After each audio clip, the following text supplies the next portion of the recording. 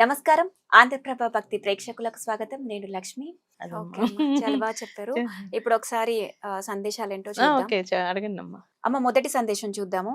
నా పాదుకలను నీ పూజా మందిరములో పెట్టి పూజింపుము, మేలు పొందెదవు. ఈ సందేశం ఏ సందర్భంలో బాబా మీకిచ్చారు? ఓ రోజు మామూలుగా మార్నింగ్ పూజ అయిపోయాక బాబాగారు ఇదే సందేశం అందించారమ్మా. నా పాదుకల్ని నీ పూజా మందిరంలో పెట్టు అని అన్నారు. హ్మ్.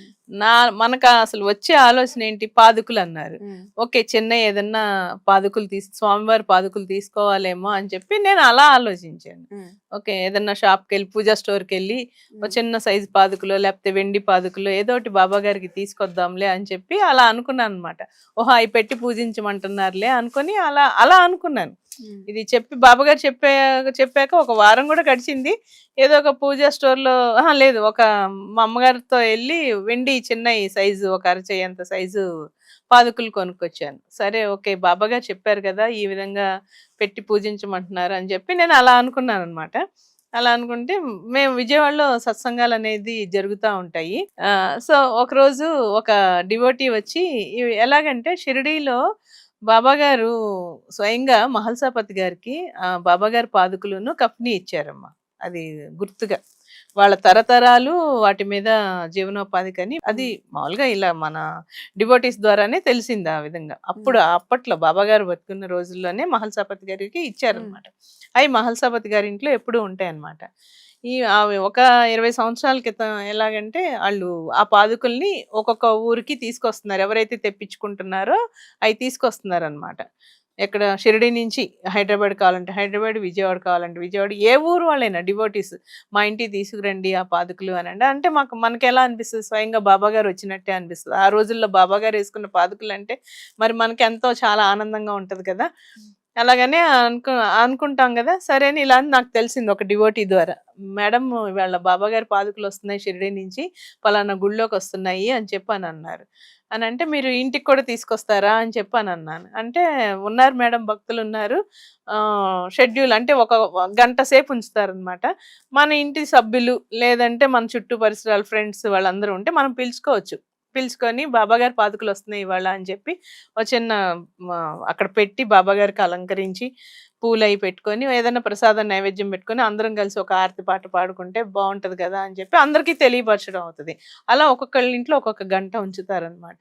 హ్మ్. సరే, అలా జరుగుతున్నప్పుడు ఒక గుళ్ళోకి వచ్చినాయి ఈ పాదుకులు. నేను వెళ్ళి స్వయంగా అసలు బాబాగారు వేసుకున్నాయి కదా అని చెప్పి ఎంతో ఆనందంగా చాలా హ్యాపీ ఫీల్ అయ్యాను. దర్శనం చేసుకున్నాను, అంతా బాగుంది. నేనన్నాను, మా ఇంటికి ఒకసారి అవకాశం ఇస్తారా అని చెప్పి అని అడిగాను. అడిగితే చూద్దామమ్మా, టైం షెడ్యూలు ఇవాళ రేపటి వరకు ఉంది. చూద్దాము, ఏదన్నా సమయం దొరికితే తీసుకొస్తాంలేండి అని చెప్పి అని అన్నారు. కాకపోతే గ్యారంటీ చెప్పలేమమ్మా అంటే, నేను ఆ రోజంతా అదే ఆలోచించా. బాబా, నువ్వు రావాలనుకుంటే మరి నీ ఇష్టం బాబా, నువ్వు వస్తావనే అనుకుంటున్నాను, ఎదురు చూస్తున్నాను. నీ పాదుకులే వచ్చినాయి అంటే స్వయంగా మాకు షిరిడి బాబా నువ్వు వచ్చేసినట్టే బాబా అని చెప్పి ఇంకా అదే ఆ క్షణమంతా గంటలు తరబడి అదే ఆలోచనతో ఉన్నానన్నమాట. ఉంటే ఎవరైతే నేను ఎవరినైతే అడిగానో ఆ డివోటీ మళ్ళీ సాయంత్రం 6 గంటలకు ఫోన్ చేసి, అమ్మ, ఇవాళ పాదుకలు మీ ఇంట్లోనే ఉంచబోతున్నాము. వేరే వాళ్ళ ఇంట్లో ఏదో ప్రాబ్లం అయిందంట, తేకూడదంట. నేను ఇవాళ రాత్రికి మీ ఇంట్లోనే ఉంచబోతున్నాను. మీరు ఎవరన్నా ఉంటే అదే చుట్టాలు వాళ్ళకి తెలియజేసుకోండి, ఫ్రెండ్స్‌కి అని చెప్పానన్నారు. ఇంక అసలు మామూలు ఆనందం కాదు. బావ వస్తున్నారు అనంటే నిజంగా ఎంత ఆనందం అంటే చెప్పలేనిది. ఇంకా అసలు 6కి వచ్చేస్తున్నారంటే అసలు ఇల్లంతా ఒక రకమైన పరిమళం, అన్నీ మొత్తం ఇంకా సెంట్ అన్నీ యేసేసి అగరత్తులన్నీ ఎలిగించేసేసి బాబా పటానికి పూలన్నీ పెట్టేసేసి పాదుకలు ఎక్కడ పెట్టాలని చెప్పి ఒక టేబుల్ అది అరేంజ్ చేసి దాని మీద క్లాత్ వేసి దాని నిండా పూలు పరిచి మరి బాబాగారు ఉంటున్నారు అని అంటే మాటలు కాదు కదా! ఇంక అసలు ఫ్రెండ్స్‌ని అందరిని పిలవడం జరిగింది. స్వయంగా బాబాగారు పాదుకలు వచ్చినాయి. ఆ రాత్రంతా బాబాగారు అసలు మా ఇంట్లోనే ఉండడం. మళ్ళీ ఎప్పుడు మరుసటి రోజు ఉదయం 8 గంటల వరకు మా ఇంట్లోనే ఉన్నాయన్నమాట ఆ పాదుకలు. అదే అని అందరూ వచ్చారు, దండం పెట్టుకున్నారు, ప్రసాదం చేసాం. ఇంకసలు రాత్రయితే నిద్రపోలేదసలు. నేను ఒక్క సెకండ్ గూడా పడుకోలా. పడుకోలేదు. బాబా ఉన్నారు, బాబా ఉన్నారు, బాబా ఉన్నారు. పాదుకుల రూపంలో వచ్చేసారు నా ఇంటికి అని చెప్పి ఇంకా ఏదైనా మనసులో అనుకుంటే ఖచ్చితంగా ఖచ్చితంగా ఆ, జరిపిస్తారు. జరిపిస్తారు. ఉమ్, పాదుకలు పూజా మందిరంలో పెట్టు మేలు పొందేదో అని అన్నారు ఉమ్, కదా. ఉమ్. ఇంకా అవి తీసి మొత్తం అసలు ఇంకా ఆ, అసలు ఎంత అంటే మనసు ఆనందం చెప్పలేమమ్మా. అది మన మాటలతో కాదు, ఆ అప్పుడు అనుభవం అవుతున్నప్పుడు తెలుస్తా ఉంటది మనకు ఆనందం. ఆ పాదుకలను అలా పెట్టుకొని అటు దగ్గరే కూర్చొని బాబా వచ్చారు, నిజంగా ఈ భక్తురాలింటికి బాబా వస్తారా అదొక ఆనందం. నిజంగా నాయన ఎంత కరుణించేవారు బాబా అని చెప్పి అనుకొని ఇంకా తెల్లారాక మళ్ళీ హారతి అది అన్ని ఇచ్చి వాళ్ళు వచ్చి తీసుకెళ్ళిపోతున్నారంటే బాధేసింది. అన్నాక ఆ పాదుకులు తీయంగానే ఒక క్లాత్ మీద బాబా గారి పాదుకుల సైజ్ క్లాత్ మీద ఓ, పడిందమ్మా, ప్రింట్ పడింది. ఆహా. ఆ! పడింది. అంటే అప్పట్లో మాకు ఆహా! పడినియి అంటే చాలా ఆనందం వేసింది. 2 పాదుకలు ఎలాగైతే ఉన్నాయో అంత పెద్దయి అచ్చుల్లాగా పడిపోయినియి. ఆహా.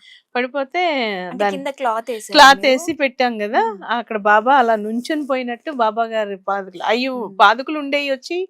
బ్లాక్ వాటితో ఆ, ఉంటాయి. ఆ, లెదర్‌తో ఉంటాయి. ఆ. ఆ బాక్స్ తీసేసాక బాబా గారు నుంచున్న విధంగా అరికాళ్ళంత ఇంత పెద్ద పాదం బాబా గారిది. ఉమ్, అసలు ఆ పాదాలు పడిన ముద్రలు చాలా మంది ఆ పాదాలు చూడడానికి కూడా వచ్చారనమాట. ఆహా.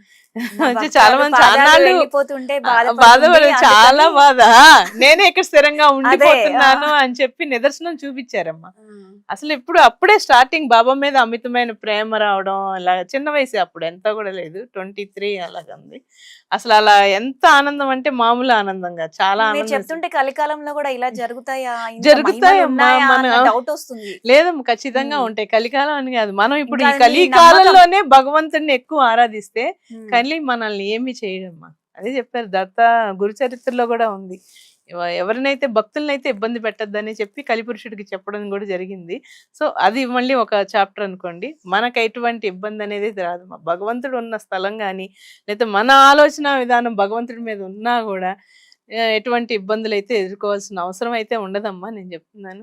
ఇంకా బాబా గారు ఇంకా అలా పెట్టేసి అలా ముద్ర పడిపోయాక మళ్ళీ దాని నిండా పూలు జల్లి, బాబా ఇక్కడే ఉన్నావు నువ్వు, ఎక్కడికి వెళ్ళలేదు నాయనా అని చెప్పి అసలు ఇంకా ఆనందం ఎంత అంటే, ఎంత మనం ఇంకా ఎన్నెన్ని కాస్ట్లీ వస్తువులు కొనుక్కున్నా కూడా ఆనందం రాదమ్మా. భగవంతుడు వచ్చేసాడంటే ఇంక జీవితాంతం ఆయనే తోడుంటారు కదా.